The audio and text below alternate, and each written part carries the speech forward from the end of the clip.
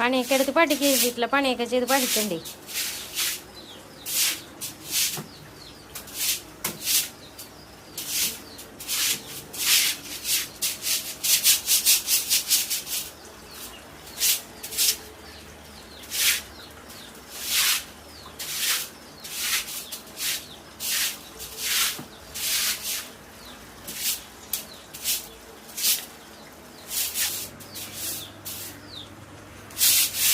നമ്മൾ വീട്ടിലെന്തൊക്കെ പണി ചെയ്യുന്നുണ്ട് അതൊക്കെ നമ്മുടെ മക്കളെ കൊണ്ട് ചെയ്യിപ്പിക്കണം. എന്നാലും അതുങ്ങൾക്ക് അതിൻ്റെ ഒരു ഇത് മനസ്സിലാവുള്ളൂ.